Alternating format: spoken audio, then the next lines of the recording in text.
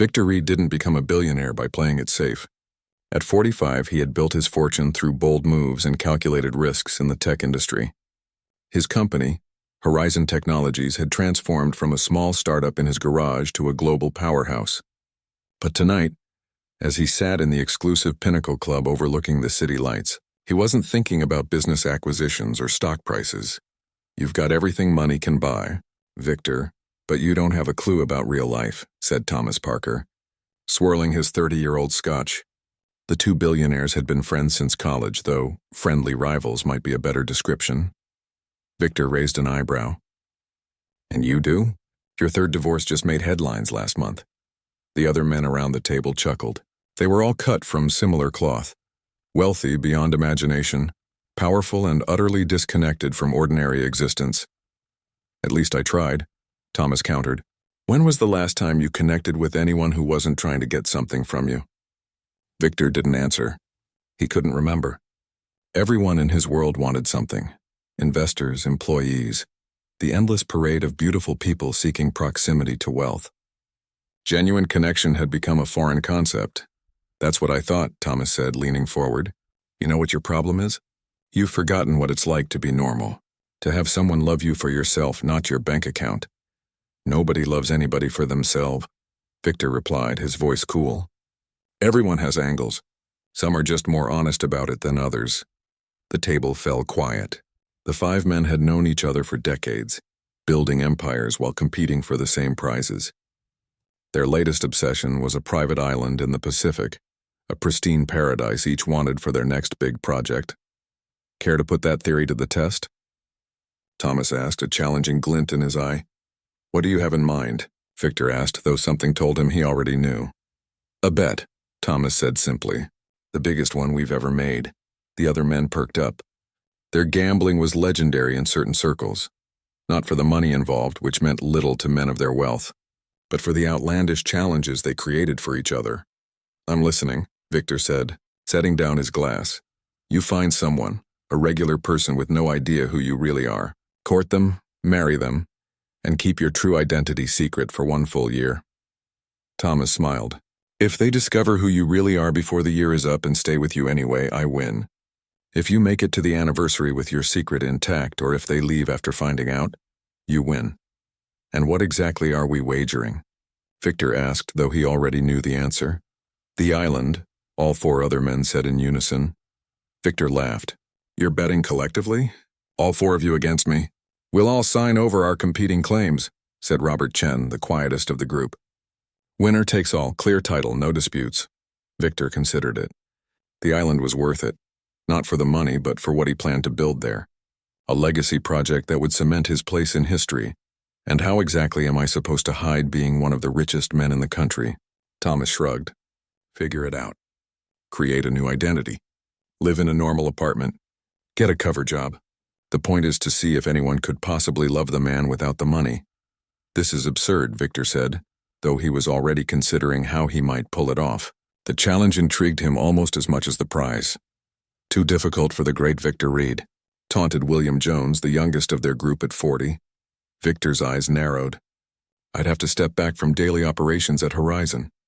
"Take a sabbatical," suggested Daniel Gonzalez. "Tell the board you're working on a secret project. They'll believe whatever you say." 3 months, Thomas continued. "You have 3 months to find someone and get married. Then the 1-year clock starts ticking." "That's ridiculous," Victor protested. "Nobody gets married that quickly." "People fall in love and get married quickly all the time," William countered. "Just not in our world of prenups and strategic alliances."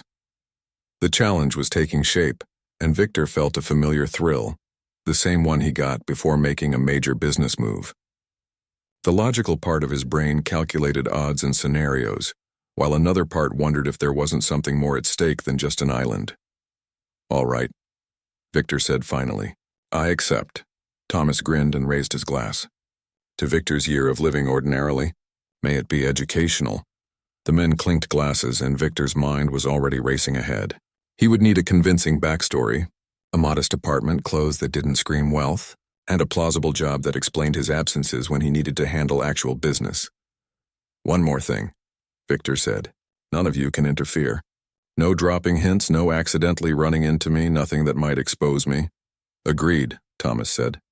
But we get to watch the show from a distance. The next morning, Victor called his most trusted assistant into his office. Liz, I need absolute secrecy on this, he said after explaining the outlines of the bet. Liz Zhang had worked for Victor for 15 years. Nothing shocked her anymore. You're really going to do this? Step away from everything for 15 months for a bet? It's not just about the bet, Victor said, though he wasn't entirely sure what else it was about. Over the next 2 weeks, Victor created a new life. His legal team quietly established a new identity. Vincent Palmer, a financial consultant who worked remotely for clients overseas, explaining his flexible schedule and comfortable but modest income. He rented a 2-bedroom apartment in a middle-class neighborhood, bought a sensible used car, and filled a new wardrobe with off-the-rack clothes. Liz would forward essential business matters to a secure phone, and his company would run under the guidance of his executive team, who believed he was working on a confidential international venture. The day before he was set to move into his new life, Victor stood in his penthouse looking out over the city he essentially owned pieces of. 60 floors below, people lived ordinary lives with ordinary problems and ordinary joys. This is crazy, he muttered to himself. Absolutely crazy. But as he packed a simple suitcase with his new, ordinary clothes, he felt something unexpected. A sense of freedom. For 15 months, he wouldn't be Victor Reed, the billionaire everyone wanted something from. He would just be Vincent, a regular guy. The next morning, he drove himself to his new apartment in his unremarkable car. The building was clean but showing its age. His unit had been furnished with standard items. Nothing fancy, nothing that would raise eyebrows. He set down his bags and looked around. The place was perhaps the size of his home office. The view was of another apartment building across the street. Not the spectacular cityscape he was used to. Home, sweet home, he said to the empty room. The first week of his new life was disorienting. He made his own coffee, did his own grocery shopping, and sat in traffic like everyone else. He spent hours people-watching at local cafes and parks, studying how ordinary people interacted, trying to shake off the habits and mannerisms that might give him away.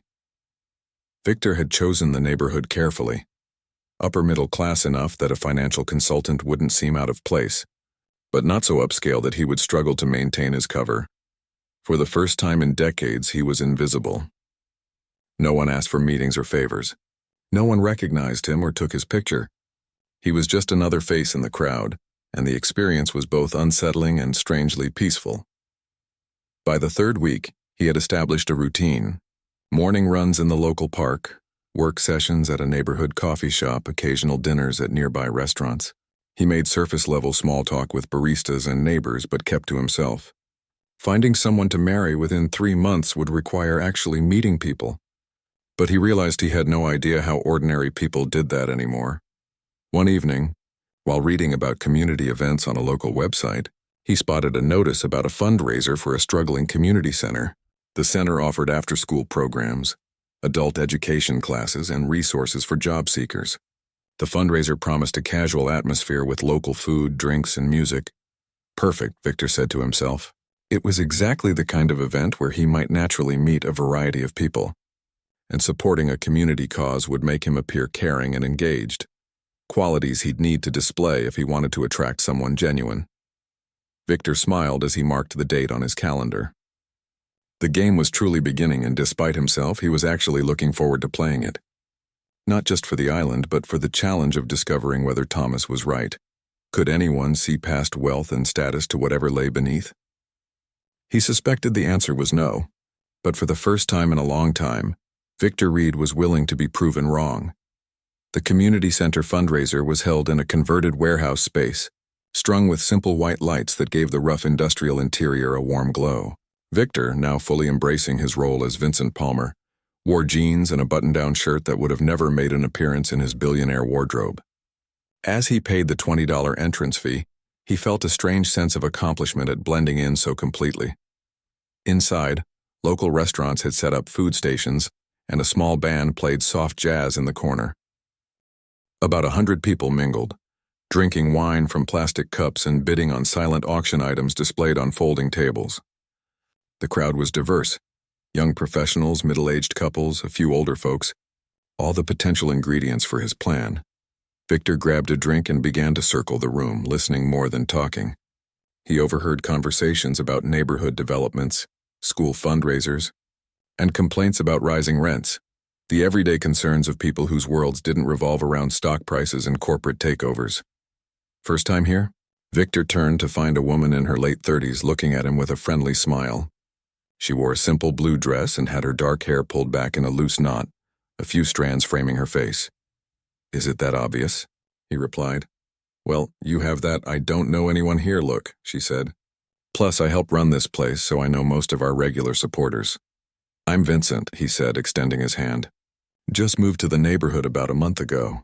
"Nora," she replied, shaking his hand firmly. "Welcome to the area.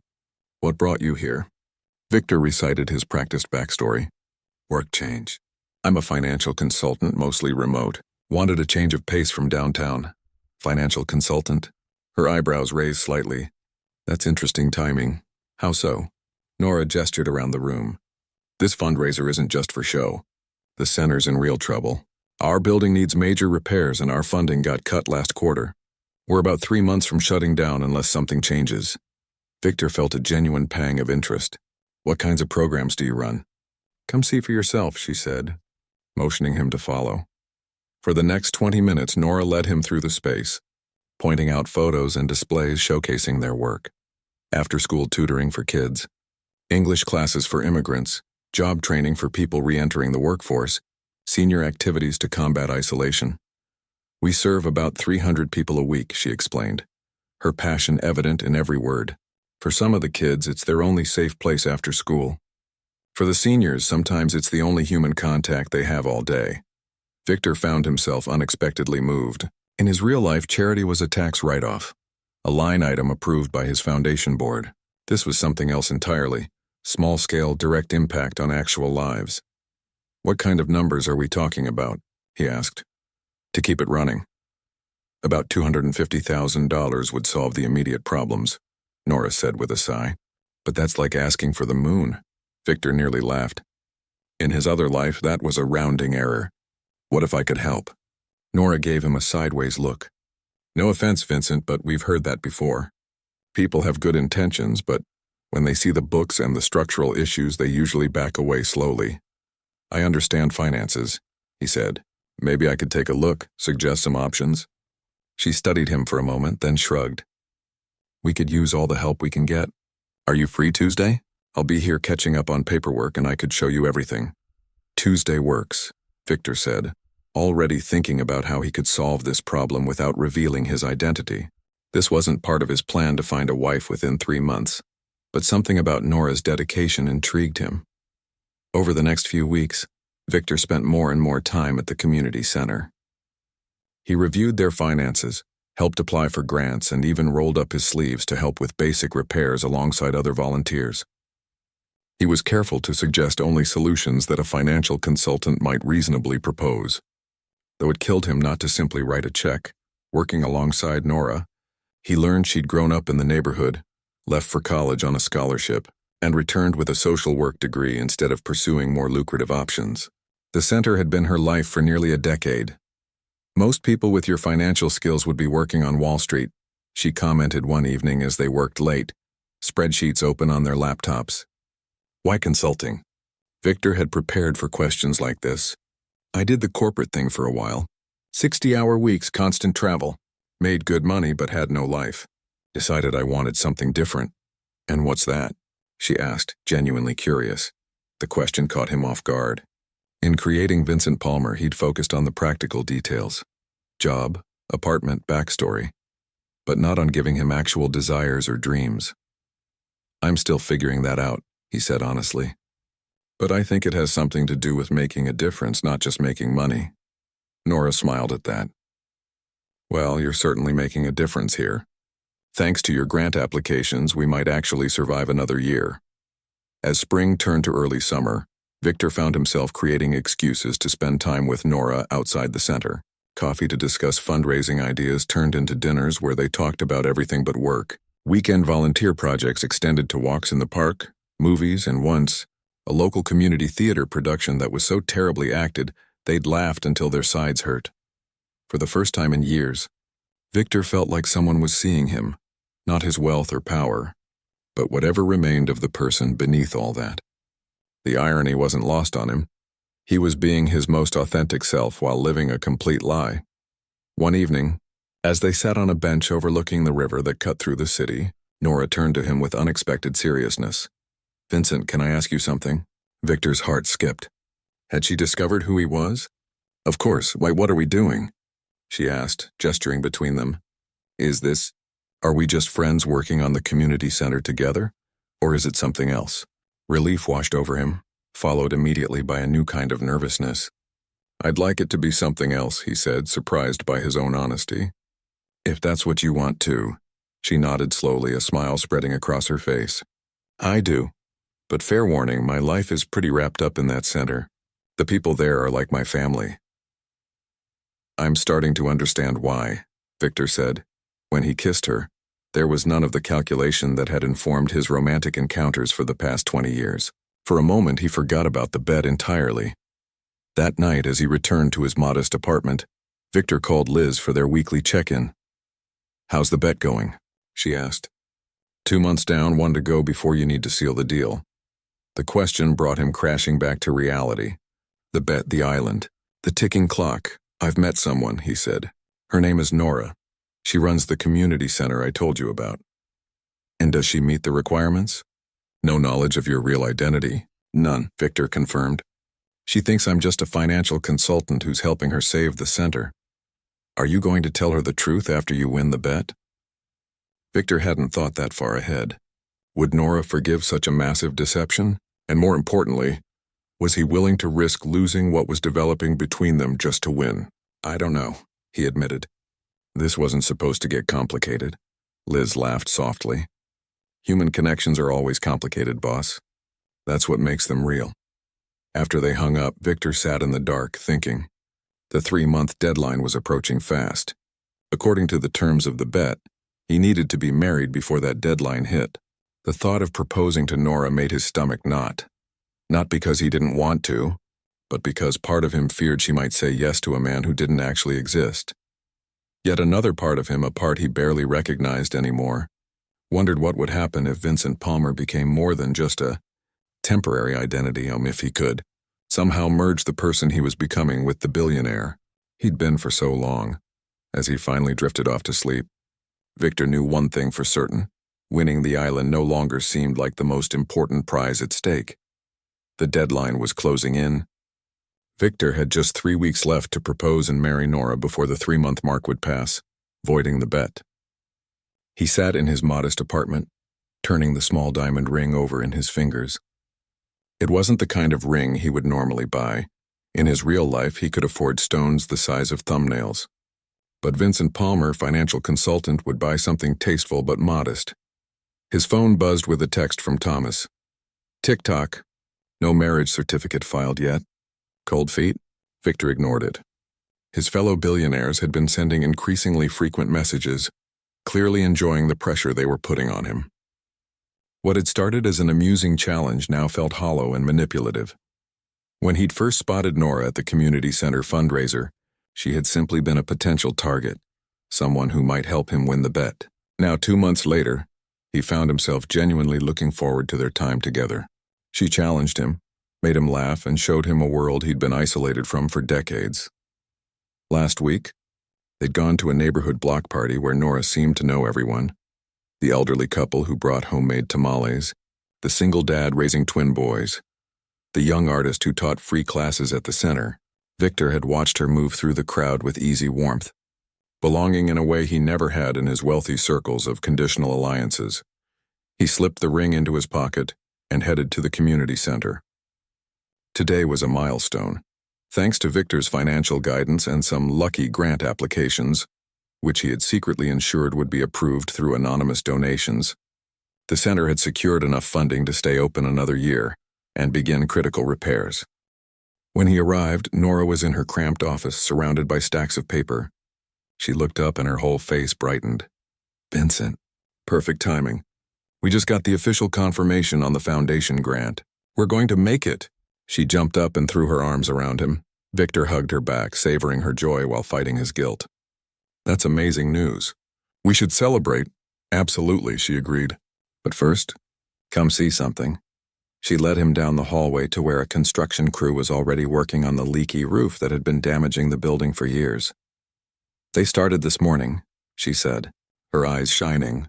Do you know how long we've been putting buckets under that leak? 3 years, Victor smiled, genuinely pleased to see the repairs underway, even as he knew that in his real life he could have rebuilt the entire center without blinking. I have an idea for celebrating, he said. There's this little place by the lake. Nothing fancy, but the view at sunset is incredible. Are you free tonight? For the man who helped save the center. I think I can clear my schedule, she teased. That evening they sat at a small restaurant with a deck overlooking the water. The sun was setting, painting the sky in shades of pink and gold. Victor had chosen the spot carefully, romantic enough for a proposal but not so extravagant that it would seem out of character for Vincent Palmer. After dinner they walked along the shore. Victor's heart pounded as he tried to find the right words that wouldn't be entirely lies. Nora, he began, stopping to face her. These past 2 months have been unlike anything in my life. She looked at him curiously. In a good way, I hope? In the best way, he said honestly. You've shown me what it means to care about something bigger than yourself, to build something that matters. And somewhere along the way I realized that what matters most to me now is you. He reached for her hand and then, before he could second-guess himself, dropped to one knee. Her eyes widened as he pulled out the ring. I know this might seem fast, he continued. But sometimes you just know when something is right. Nora, will you marry me? The silence stretched for what felt like hours but was likely only seconds. Her expression shifted from shock to something more complex. Vincent, she said finally, I care about you too, deeply. But marriage, we've only known each other for 2 months. Sometimes that's enough time to know, he pressed, feeling the deadline looming over him. She took the ring from his hand, studying it. This is beautiful, but can we talk about this? Really talk? They sat on a nearby bench and Nora spoke from her heart. She told him about her parents' rushed marriage that had ended painfully, about her own failed engagement years ago, about her belief that partnership needed time to grow strong roots. I'm not saying no, she clarified. I'm saying not yet. Can we give ourselves more time? There's no rush, is there? There was, of course, but Victor couldn't tell her that. As he looked at her earnest face, illuminated by the last light of sunset, he made a decision. No rush, he agreed, pushing away thoughts of the island and the bet. We can take all the time we need. Later that night, he called Thomas. I need an extension, he said without preamble. Thomas laughed. That's not how bets work, Victor. 3 months to get married, then 1 year of marriage without her discovering who you really are. Those were the terms. I found someone real, Victor argued. But she wants to take things slower, which is reasonable. Give me 3 more months. Sounds like you're going soft, Thomas taunted. But fine. I'll discuss it with the others. If she hasn't agreed to marry you by the original deadline, though, you forfeit the entire bet. No island, no second chances. Victor agreed, knowing he was potentially throwing away the prize he'd wanted so badly. After hanging up, he realized he didn't care as much as he should have. The next few weeks were a blur of activity. The community center repairs were in full swing, and Nora had asked Victor to join the board of directors, a position he accepted with unexpected pride. They spent their evenings together cooking simple meals in her small apartment or his, talking for hours about everything and nothing. One night, as they washed dishes side by side, Nora turned to him with soapy hands and a serious expression. Yes, she said simply. Yes, what? He asked, confused. Yes, I'll marry you, she clarified. You were right. Sometimes you do just know. Victor nearly dropped the plate he was drying. Are you sure? What changed your mind? She dried her hands and faced him fully. Last week when my car broke down and I was stranded in that awful neighborhood at midnight.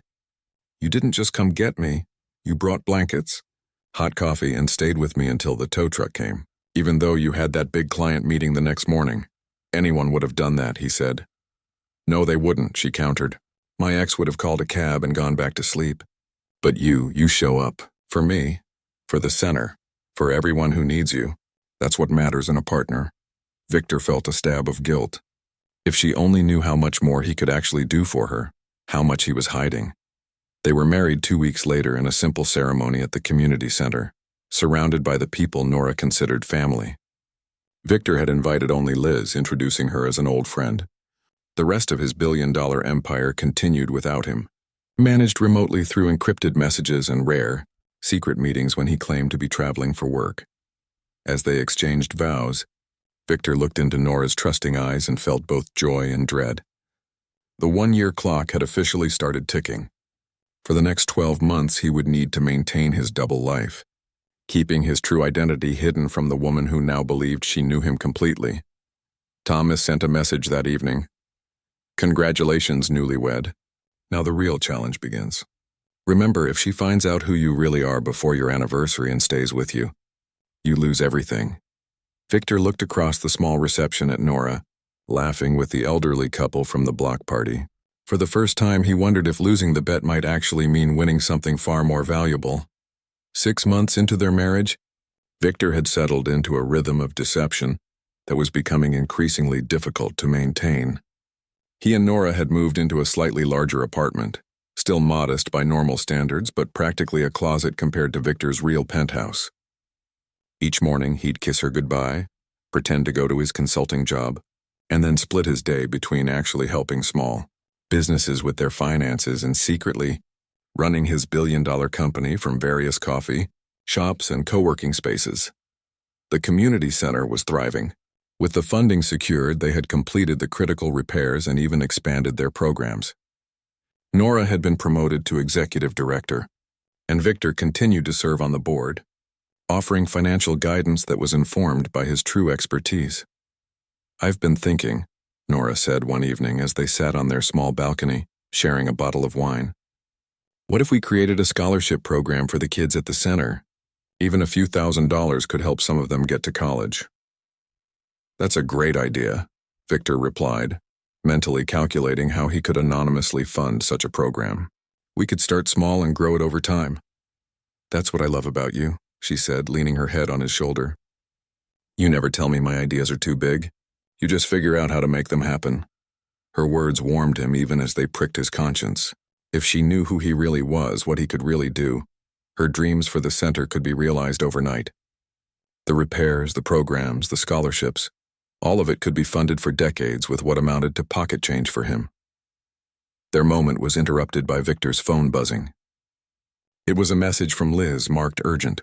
He excused himself to take it in the bedroom. "We have a problem," Liz said when he called. "The Taylor merger is falling apart.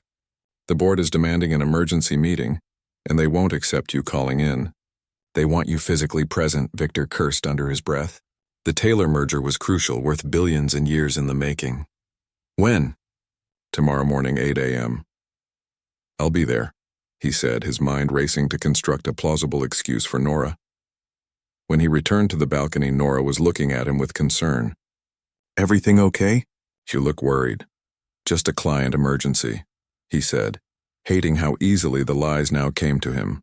"I might need to fly to Chicago tomorrow." "Just for a day or two? So suddenly?" "That's the 3rd emergency trip this month," she noted, a slight frown crossing her face.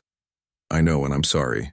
But these clients pay well and their problems don't always come up during business hours." She nodded. But he could see questions forming behind her eyes, questions he couldn't answer truthfully. The next morning, Victor kissed Nora goodbye and headed to his company headquarters. He entered through a private elevator that took him directly to the executive floor, where Liz was waiting with a suit and his real phone. "The board's already gathering," she said, handing him a folder of documents. "I've briefed them that you were working on this in isolation to maintain security." Victor changed quickly, transforming back into the billionaire CEO he truly was. As he straightened his custom-made tie, he caught his reflection in the mirror, sharp, polished, powerful, so different from the casual, approachable Vincent that Nora knew. The meeting was tense but successful. Victor commanded the room with the authority that came naturally after years at the top, saving the merger with a series of bold decisions that would eventually make headlines in the financial press. By late afternoon, the crisis was resolved, and Victor was back in his regular clothes, heading home to Nora. What he didn't know was that a junior employee, new to the company, had recognized him outside the building.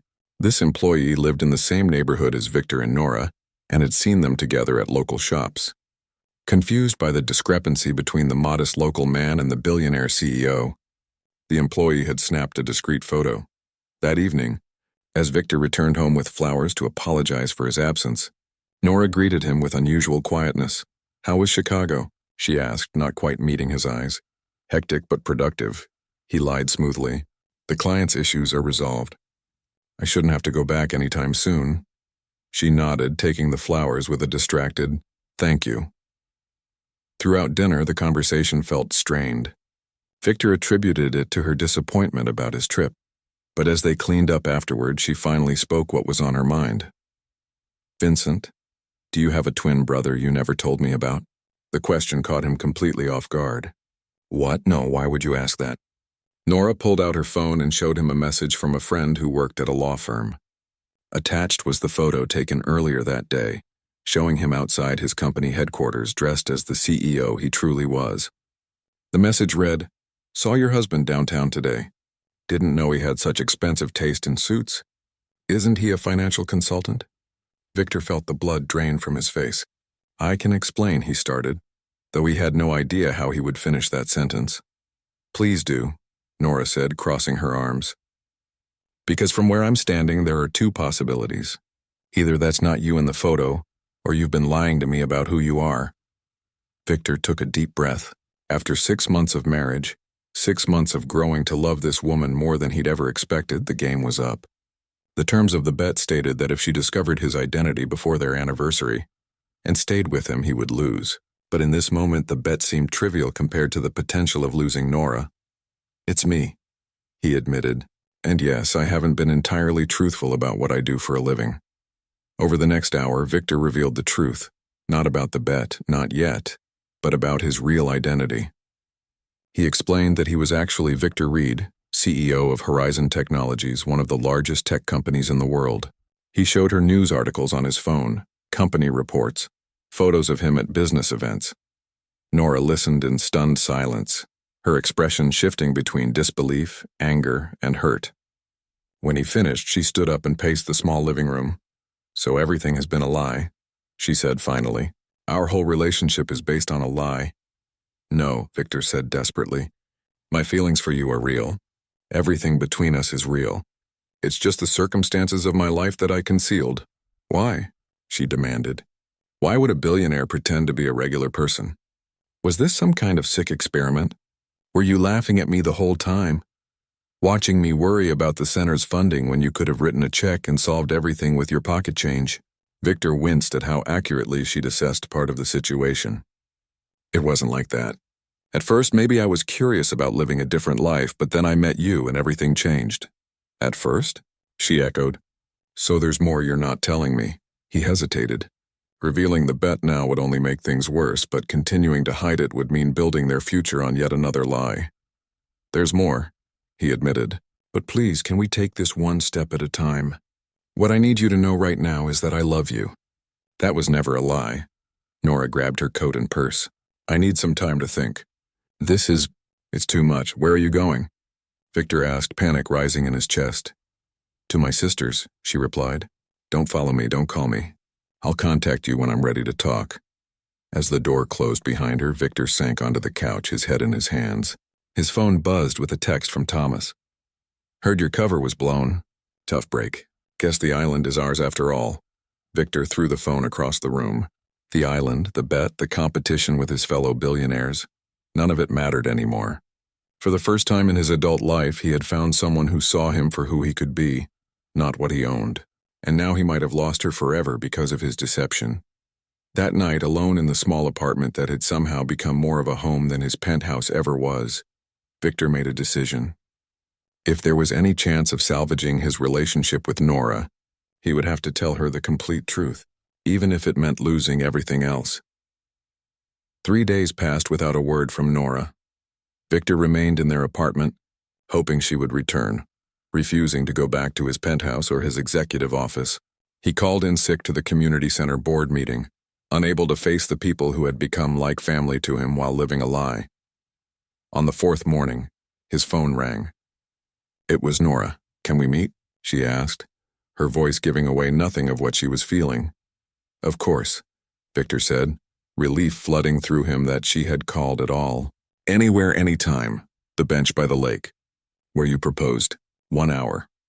Victor arrived early, sitting nervously on the bench where months ago he had asked Nora to marry him with ulterior motives that now seemed unfathomable to him. The lake was calm, reflecting the clear blue sky. A few ducks paddled nearby, oblivious to the human drama about to unfold. He spotted her walking toward him, her face solemn. She sat beside him, leaving space between them. "I've been doing a lot of thinking," she began, "and a lot of research. You're not just rich, Vincent, or should I say Victor. You're one of the wealthiest people in the country. Your company's technologies are used by millions. You have houses on 3 continents. Yes," he admitted. There was no point denying any of it now. "What I can't figure out," she continued, "is why someone like you would pretend to be ordinary, why you would marry me under false pretenses. There has to be more to the story." Victor took a deep breath. This was it, the moment of complete truth. "It started as a bet," he said quietly. Nora's eyes widened slightly, but she let him continue. Victor explained everything: the wager with his billionaire friends, the island prize, the challenge to marry someone who didn't know his true identity, and keep the secret for a year. "So our whole relationship, our marriage, it was all for a piece of real estate?" Her voice cracked slightly. "At first, yes," Victor admitted, hating himself for the pain he was causing her. "But Nora, you have to believe me. Somewhere along the way, everything changed. I fell in love with you, with the community center, with the life we built together. The bet became meaningless compared to what we have." She was quiet for a long moment. "Do you know what hurts the most? Not that you lied about being rich, although that's pretty significant. It's that you let me struggle with funding the center when you could have helped at any time. You watched me worry about keeping our programs running, about the kids who rely on us, when you could have solved everything with the equivalent of pocket change to you." Her words hit Victor like a physical blow because he knew she was right. "I did help," he said weakly. "All those grants that came through, the anonymous donations, that was me. I was trying to help without revealing who I was. Because of your bet," she said flatly. "Yes," he admitted. "At first because of the bet. Later because I didn't know how to tell you the truth without losing you." "Well, that worked out well," she said with bitter sarcasm. They sat in silence, watching a family feed the ducks nearby. A small child laughed as the birds quacked and scrambled for the breadcrumbs. "I'll understand if you can't forgive me," Victor finally said. "But I want you to know that the man you married, the one who falls asleep on the couch while reading, who burns toast every Sunday morning, who volunteers at the center because he believes in what you're doing, that man is the real me. Not the billionaire CEO. That's just what I do, not who I am." Nora turned to look at him directly. "The problem, Victor, is that I don't know if I can believe anything you say anymore. How do I know this isn't just another performance to win your bet? Because I'm forfeiting the bet," he said firmly. "Right now. I'll call Thomas and the others and tell them it's over. They can have the island. Would that matter to you, losing this island?" Victor thought about it honestly. 6 months ago it would have mattered enormously. Now no, it's just a piece of land. What matters to me is you. "Pretty words," Nora said, standing up. "But I need time, Victor. Real time to think about whether our marriage means anything at all." As she walked away, Victor felt as though a vital part of himself was leaving with her. But he knew he had to give her the space she needed. That evening he called Thomas and told him the bet was off. He explained that his wife had discovered his identity, that he had told her everything, and that he was officially forfeiting. "I have to say, I'm disappointed," Thomas said. "I really thought you'd pull it off. The island development plans are already being drawn up." "You can have the island," Victor said wearily. "It's not important anymore." "The Victor Reed I know would never say that. This woman really has changed you." After ending the call, Victor made another decision. He went to his laptop and began writing an email to the board of his company, explaining that he would be taking an extended leave of absence. Then he wrote a second email to his lawyers, instructing them to create a foundation for the community center, with an endowment large enough to fund its operations in perpetuity. If Nora couldn't forgive him, at least he could ensure that her life's work would continue, and if there was any chance of rebuilding their relationship, He needed to show her that his priorities had truly changed. 2 weeks passed. Victor continued living in their small apartment, shopping at the local grocery store, and helping at the center whenever he could, though Nora had arranged her schedule to avoid him. The other volunteers noticed the tension but respected their privacy. Then one afternoon, as Victor was tutoring a group of high school students in financial literacy, something he found he genuinely enjoyed, Nora appeared in the doorway of the classroom. She waited until the session ended, then asked if they could talk. They walked to a small park next to the center. "I received some interesting paperwork yesterday," she began. "Documents for a foundation with an endowment of $50 million, designated specifically for the community center. The paperwork listed me as the foundation's director. I wanted to make sure the center would be secure, whatever you decided about us," Victor explained. "And you didn't think you should discuss this with me first?" "I wasn't sure you'd take my call," he admitted. Nora sighed. "Look, Victor, I appreciate what you're trying to do, but you can't just throw money at problems and expect them to go away. Our relationship isn't something you can fix with a foundation or an endowment." "I know that," he said quickly. "The foundation isn't about us. It's about ensuring that the work you love continues, regardless of what happens between us. You've built something amazing here, Nora. It deserves to be protected." She studied his face for a long moment. "You've changed." "I have," he agreed. "Being with you, being Vincent Palmer, it showed me what was missing in my life. Real connections, purpose, the chance to be valued for something other than my bank account." Nora sat on a bench, and Victor cautiously joined her, maintaining a respectful distance. "I've been thinking a lot about who you really are," she said. "The billionaire CEO or the man I fell in love with. And I've realized something interesting." "What's that?" "I've known the truth for longer than you think," she said quietly. Victor stared at her in shock. "What?" "I recognized you about 3 months ago. One of the kids at the center showed me a magazine with your face on it, a piece about the most eligible bachelors in business. I almost confronted you then, but I was curious to see how long you'd keep up the charade, what your endgame was." Victor couldn't believe what he was hearing. "You knew? All this time? Not when we first met, not when we got married. But yes, for the past few months. I stayed because I wanted to understand why a billionaire would pretend to be ordinary, why you would choose our life together when you could have anything in the world. And did you? Understand?" Nora smiled slightly. "I think I'm beginning to. You were looking for something real in a world where everything came too easily. And despite how our relationship started, what we built together was real. Your lies were about what you owned, not who you are." Hope flickered in Victor's chest. "Does this mean—" "It means I'm willing to try," she said cautiously. "Not as the wife of a billionaire, not as the director of your new foundation, but as the woman who fell in love with a man who burned toast and volunteered to tutor kids and looked at me like I was the most fascinating person he'd ever met. That man is still here," Victor said earnestly, "and he's never leaving again." As they walked back to the center together, not quite touching but closer than they had been in weeks, Victor thought about the amazing truth he had discovered. The bet that had started as a game between wealthy men had led him to the most valuable thing in his life. Not an island, not another acquisition, but the chance to be truly known and loved for himself. He had lost the bet but won something far more precious. And that, he realized, had been the point all along.